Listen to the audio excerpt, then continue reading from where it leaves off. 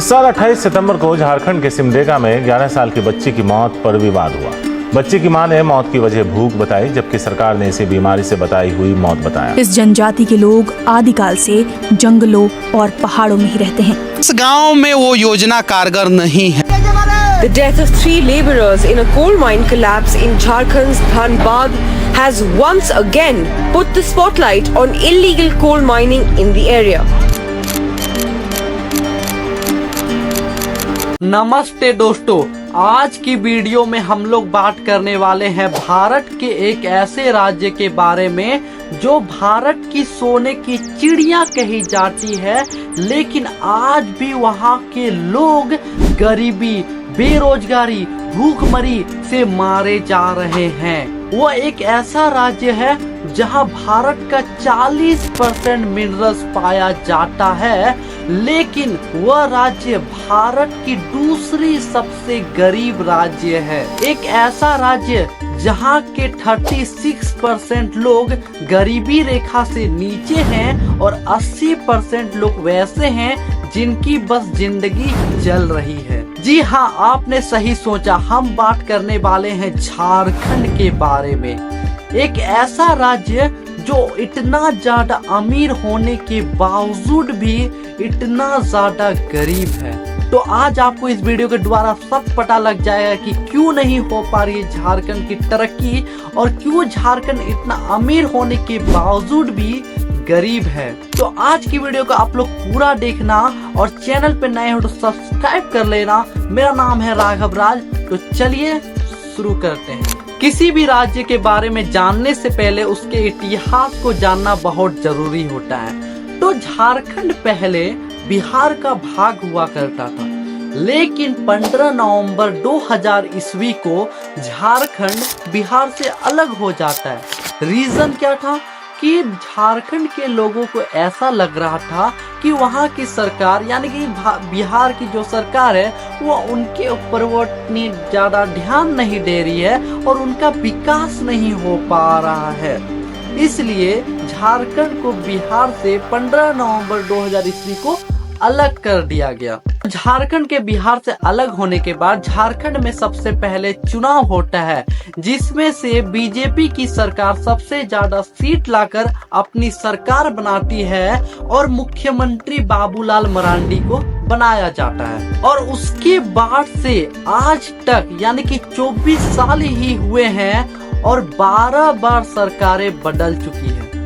हाँ गाइस, 12 बार सरकारें बदल चुकी है। बस एक रघुवर दास ही थे जो 2014 को सीएम बने थे और 2014 से 2019 तक अपनी पूरी कार्यकाल को अच्छी तरह से चलाए थे। लेकिन इसके अलावा कोई भी ऐसा मंत्री, कोई भी ऐसा मुख्यमंत्री नहीं था जिन्होंने अपना कार्यकाल पूरा किया था। हाल ही की बात है जब 2019 में जेएमएम की सरकार बनी थी और मुख्यमंत्री हेमंत सोरेन जी बने थे, लेकिन 31 जनवरी 2024 को उन्हें जमीन घोटाले केस में गिरफ्तार कर लिया जाता है। फिर उसके बाद मुख्यमंत्री बनते हैं चंपई सोरेन जी, जो अभी के टाइम में झारखंड के सीएम है। मतलब आप लोग समझ ही सकते हो कि जहाँ की सरकार ही की इतनी गंडगोल है, जहाँ की सरकार ही इतनी सही से नहीं चल पा रही है, तो उस राज्य का विकास होना कहाँ से संभव हो पाएगा।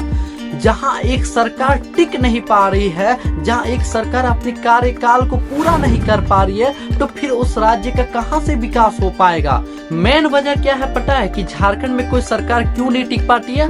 क्योंकि उनका मेन फोकस इस चीज में रहता है कि जितना हो सके लूट लो, क्या पता अगली बार अपनी सरकार बन भी पाए कि नहीं बन पाए।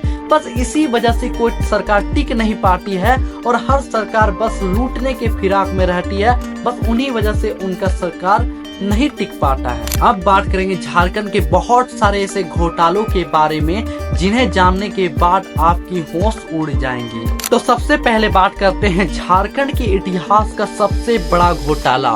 वो है जब निर्दलीय पार्टी से मुख्यमंत्री बने थे मधु कोड़ा। उस समय झारखंड के इतिहास का सबसे बड़ा घोटाला हुआ था, वो था 34,000 करोड़ का घोटाला। समझ ही सकते हो ये नंबर कितनी बड़ी है। और इस घोटाले पे मधु कोड़ा ने 400 करोड़ का रिश्वत लिया था। अब दूसरी घोटाले की बात करते हैं जो कि है IAS पूजा सिंघल के द्वारा, वो है 20 करोड़ का घोटाला। जब ईडी ने इसके घर में छापेमारी की थी तो इसके घर से 20 करोड़ रुपए कैश बरामद हुए थे। आप सोच सकते हो कि एक IAS के घर से इतने ज्यादा पैसे बरामद होना, ये चीज यही दिखा रहा है कि कितने लार्ज ऑफ नंबर में रिश्वत और घूसखोरी चल रही है झारखंड में। फिर हाल ही में JMM के एक मंत्री आलमगीर आलम के PA के पास से 37 करोड़ रुपए बरामद होते हैं। जब ईडी इनके घर छापेमारी करती है तो इनके घर से 37 करोड़ रुपए कैश बरामद होती है। और ये कैश किन्हीं का नहीं बल्कि यह कैश आलमगीर आलम का ही था। तो आप लोग देखो, बस देखो कि कितने नंबर्स में ये लोग घोटाले कर रहे हैं और सिर्फ करोड़ों रुपए से ही बात हो रही है। यहाँ पे लाख 2 लाख तो छोड़ ही दो, वो सब तो कितने ज्यादा पैसे, कितने सारे ऐसे घूसखोरी रिश्वतखोरी ये सब कुछ चलते रहती है लाख 2 लाख में। लेकिन यहाँ तो करोड़ों, 1000 करोड़, 100 करोड़, 200 करोड़ ऐसे ऐसे लूट हो रही है, ऐसे ऐसे घोटाले हो रहे हैं सिर्फ। फिर हाल ही में 31 जनवरी 2024 ईस्वी को झारखंड के मुख्यमंत्री हेमंत सोरेन को जमीन घोटाले केस में गिरफ्तार कर लिया जाता है। मतलब समझ ही सकते हो कि आप सिर्फ झारखंड में क्या चल रहा है, घोटाला घोटाला घोटाला। मतलब झारखंड में जितना ये सब पैसा दिख रहा है ना, सब यही सब जगहों में जा रहा है। जितना भी ये खनिज संपदा का पैसा, कोयला, सोना, सब पैसा इन्हीं जगहों में जा रहा है और कहीं नहीं जा रहा। अब बात करते हैं झारखंड को इतना अमीर राज्य क्यों कहा जाता है। क्योंकि भारत का 40% मिनरल्स झारखंड में पाया जाता है। जर्मनी के बाद झारखंड ऐसा राज्य है जो सबसे ज्यादा मिनरल्स प्रोड्यूस करता है। भारत का 25% से ज्यादा कोयला झारखंड में है। 2019 में 134.666 टन मिलियन कोयला का उत्पादन हुआ था, यानी कि इतने टन कोयला निकाले गए थे झारखंड से।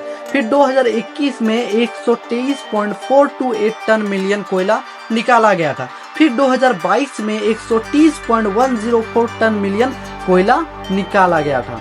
झारखंड से कोयला 1 रुपए किलो खरीद कर इन्हें विदेशों में बेचा जाता है। इन्हें बड़ी बड़ी कंपनियां खरीदती है जो कि इनसे हर 1 रुपए किलो से हजारों रुपए का लाभ करती है। क्या फायदा इतनी ज्यादा मिनरल्स होने का, क्या फायदा इतने ज्यादा कोयले होने का, क्या फायदा इन्हें बेचने का, जब वहाँ के लोगों का ही विकास नहीं हो पा रहा है, जब वहाँ के लोग ही भूख से मर रहे हैं, जब वहाँ के लोगों की ही आर्थिक स्थिति ठीक नहीं बन पा रही है, तो क्या लोग सिर्फ अपनी जान देने के लिए आपको कोयला निकाल के दे?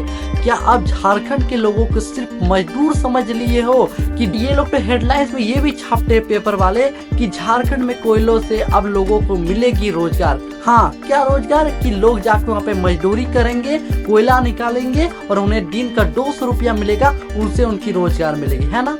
और यहाँ की सरकार हजारों करोड़ों रुपये में घोटाले करेंगी।